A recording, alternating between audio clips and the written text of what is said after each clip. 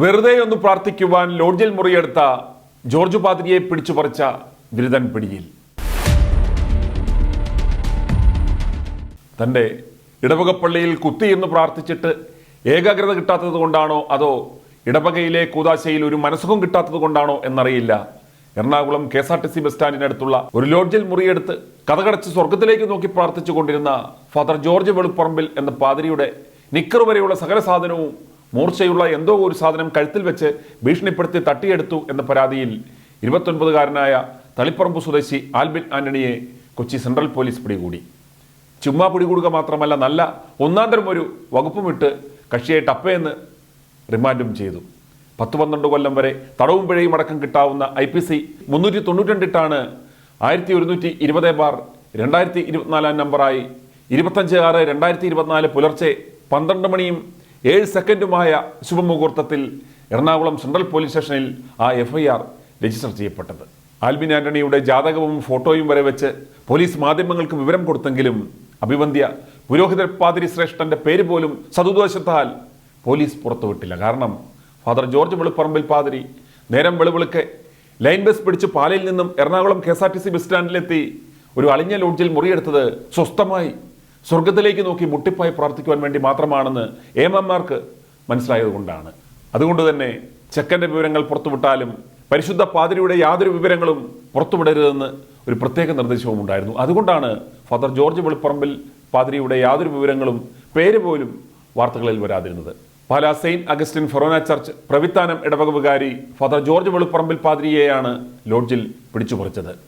പാതിരിയെ പിടിച്ചുപറിച്ചത് ആൽബിൻ ആന്റണി എന്ന അച്ചായഞ്ചക്കൻ ആയതുകൊണ്ട് തന്നെ ഒരു കലാപത്തിന് സാധ്യതയൊന്നുമില്ലെന്നാണ് കുപ്രസിദ്ധ മാധ്യമ നിരീക്ഷകൻ കിടറേഷ് കുമാർ പ്രസ്താവിച്ചത്. പിടിച്ചുപറിച്ചത് വല്ല ഹംസയോ കോയയോ ഒക്കെ ആയിരുന്നുവെങ്കിൽ ലോഡ്ജ് ജിഹാദ് എന്നും പറഞ്ഞ് പാലാ പിതാവ് ഇപ്പോൾ രംഗത്തെത്തിയേനെ. ഈ സംഭവം നടന്നത് ഇക്കഴിഞ്ഞ 21-ാം തീയതി വെള്ളിയാഴ്ച ഉച്ചതിരിഞ്ഞ് 3 മണിക്ക് എറണാകുളം KSRTC സ്റ്റാൻഡിന് സമീപമുള്ള ലോഡ്ജിൽ വെച്ചാണെന്നാണ് FIR-ൽ പരാമർശിക്കുന്നത്. പാതിരിയെ സംബന്ധിച്ചിടത്തോളം അതൊരു ദുഃഖവെള്ളിയായിരുന്നു.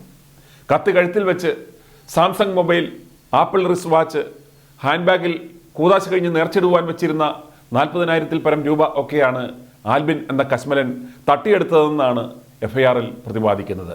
ആവലാതിക്കാരനായ പാതിരിക്ക് എന്താണ് സംഭവിച്ചത്? അച്ചായഞ്ചക്കന് 392-ാം വകുപ്പ് എന്തിന് ചാർത്തിക്കെടുത്തു എന്ന് FIR-ൽ പറഞ്ഞിരിക്കുന്നത് എന്താണെന്ന് നോക്കിയിട്ട് ചടയെന്ന് തിരിച്ചു വരാം. FIR-ന്റെ ഉള്ളടക്കം: പ്രതിക്ക് എറണാകുളം KSRTC സ്റ്റാൻഡിനടുത്തുള്ള ലോഡ്ജിൽ മുറിയെടുത്ത പുരോഹിതനായ ആവലാതിക്കാരനെ കവർച്ച ചെയ്ത് മുതലുകൾ അപഹരിക്കണമെന്നുള്ള ഉദ്ദേശത്തോടും കരുതലോടും കൂടി 21/6/2024 തീയതി വൈകിട്ട് 3 മണി കഴിഞ്ഞ സമയം ആവലാതിക്കാരൻ താമസിക്കുന്ന ലോഡ്ജിലെ മുറിയിലേക്ക് അതിക്രമിച്ച് കയറി വന്ന് ഈ മുറിയുടെ വാതിൽ അകത്തു നിന്നും ലോക്ക് ചെയ്ത ശേഷം ആവലാതിക്കാരൻ്റെ കഴുത്തിൽ മൂർച്ചയുള്ള ആയുധം വെച്ച് ഭീഷണിപ്പെടുത്തിയ ശേഷം ആവലാതിക്കാരൻ്റെ 25,000 രൂപ വില വരുന്ന ആപ്പിൾ കമ്പനി നിർമ്മിതമായ റിസ്റ്റ് വാച്ചും ഹാൻഡ് ബാഗിൽ സൂക്ഷിച്ചിരുന്ന 40,000 രൂപയും 10,000 രൂപ വില വരുന്ന സാംസങ് മൊബൈൽ ഫോണും കൈവശപ്പെടുത്തിയ ശേഷം നിർബന്ധിച്ച് ഡ്രസ്സ് അഴിപ്പിച്ച് നഗ്ന ഫോട്ടോകൾ എടുത്തും ഈ കാര്യത്തെക്കുറിച്ച് എന്തെങ്കിലും പരാതി നൽകിയാൽ നഗ്ന ഫോട്ടോ പബ്ലിഷ് ചെയ്യുമെന്നും മറ്റും പറഞ്ഞ് പ്രതി ആവലാതിക്കാരനെ ഭീഷണിപ്പെടുത്തി കവർച്ച നടത്തിയ കാര്യം യഥാർത്ഥത്തിൽ റബ്ബറിന് വില കൂടണേ, കാലവർഷക്കെടുതിയിൽ കുഞ്ഞാടുകളുടെ ഒന്നും ഒലിച്ചു പോകല്ലേ, തട്ടിലിനെ വെറുതെ ഇട്ട് തട്ടിക്കളിക്കല്ലേ എന്നൊക്കെ മുട്ടിന്മേൽ നിന്ന് ഏകാഗ്രമായി പ്രാർത്ഥിക്കുവാൻ വേണ്ടി മാത്രമാണ് 60-കാരനായ ജോർജ് വെളുപ്പറമ്പിൽ പാതിരി വെളുപ്പിനെ പാലയിൽ നിന്നും ബസ്സിൽ കയറി എറണാകുളത്ത് KSRTC കംഫർട്ട് സ്റ്റേഷനടുത്ത് ലോഡ്ജിൽ മുറിയെടുത്തത്.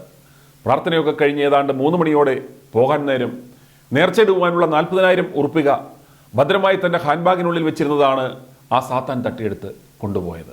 കണ്ടോ നേർച്ചക്കാശ് എത്ര സത്യമുള്ളതാണെന്ന് മനസ്സിലായില്ലേ? ആ പൈസ പോകാതെ കാത്തില്ലേ? എറണാകുളത്തു നിന്നും തിരിച്ച് കോട്ടയത്തേക്ക് പോകുവാൻ KSRTC സ്റ്റാൻഡിലേക്ക് പോകുന്നതിനിടെ ബാത്റൂം ഉപയോഗിക്കുവാനായി ലോഡ്ജിൽ മുറിയെടുത്തു എന്നാണ് പാതിരി പോലീസിനോട് പറഞ്ഞത്. പാതിരിയല്ലേ, പരിശുദ്ധനല്ലേ, കള്ളം പറയില്ലല്ലോ. സാധാരണ പെടുക്കാൻ തോന്നുമ്പോൾ ലോഡ്ജിൽ മുറിയെടുത്തല്ലേ ആളുകൾ പോകുന്നത്. മനസ്സിൽ കളങ്കമില്ലാത്ത പോലീസുകാർ അതെല്ലാം അതുപടി വിശ്വസിച്ച് ഒരു ജാമ്യമില്ലാ വകുപ്പിട്ട് അവനെ റിമാൻഡിൽ വിട്ടു. പരാതി തുടർന്ന് പോലീസ് നടത്തിയ അന്വേഷണത്തിൽ ആൽബിൻ ഇതേ ലോഡ്ജിൽ മുറിയെടുത്തിരുന്നതായി കണ്ടെത്തിയിരുന്നു അത്രേ.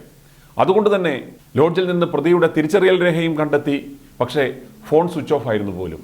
യുഗാരിയിൽ നിന്ന് കൈക്കലാക്കിയ സാംസങ് ഫോണിൽ ചൊവ്വാഴ്ച സിം ഇട്ടതോടെ ടവർ ലൊക്കേഷൻ മനസ്സിലാക്കി പ്രതിയെ പോലീസ് കണ്ടെത്തുകയായിരുന്നു പോലും. Ernakulam central police circle inspector U ശ്രീജിത്തിന്റെ നേതൃത്വത്തിൽ ഹൈക്കോടതി പരിസരത്ത് നിന്നാണത്രേ പ്രതിയെ അറസ്റ്റ് ചെയ്തത്. ആൽബിനെ കോടതി റിമാൻഡ് ചെയ്തു. ഈ ആൽബിൻ എത്ര ദീർഘദർശിയായ ഒരു കള്ളനാണെന്ന് നോക്കി. ഒരു പാതിരി മൂത്രമൊഴിക്കുവാൻ ലോഡ്ജിൽ മുറിയെടുക്കുമെന്ന് ദീർഘവീക്ഷണത്തോടെ മനസ്സിലാക്കുക, മൂത്രിച്ച് പ്രാർത്ഥിച്ചിരിക്കുന്ന പാതിരിയുടെ കയ്യിൽ കാശാണെന്ന് ദീർഘദൃഷ്ടിയാൽ മനസ്സിലാക്കുക. ഏതായാലും പാലാ പ്രവിത്താനം സെയിന്റ് അഗസ്റ്റിൻ ഫൊറോന പള്ളിയിലെ വിശ്വാസികൾ ഒന്ന് ശ്രദ്ധിക്കണം. നിങ്ങളുടെ ഇടവകയിൽ ഏകാഗ്രതയോടെ മനസമാധാനത്തോടെ കൂതാശിക്കുവാൻ പറ്റാത്തത് കൊണ്ട് മാത്രമാണ് ഇദ്ദേഹത്തിന് കണ്ണി കണ്ട ലോഡ്ജുകളിൽ പോയൊക്കെ പ്രാർത്ഥിക്കേണ്ടുന്ന ഗതികേടുണ്ടായത്.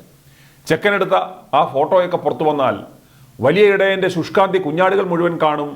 അവർ കർത്താവ് ചെയ്തതുപോലെ 5000 അല്ല 5 ലക്ഷം പേർക്ക് വിളമ്പിക്കൊടുക്കുകയും ചെയ്യും. ബാക്കിയുള്ളത് ഇൻസ്റ്റയിലും വിടും. പിന്നെ അവരെ കുറ്റം പറഞ്ഞിട്ട് കാര്യമില്ല. പരാതിക്കാർ പാതിരിപ്പാമ്പുകളാകുമ്പോൾ പരാതിക്ക് പോലും പവിത്രത എങ്ങനെ ചാർത്തിക്കൊടുക്കുന്നു എന്നതിൻ്റെ ഒരു ഉദാഹരണം കാണിക്കുവാൻ വേണ്ടി മാത്രമാണ് ഞാൻ ഇത്രയും പറഞ്ഞത്.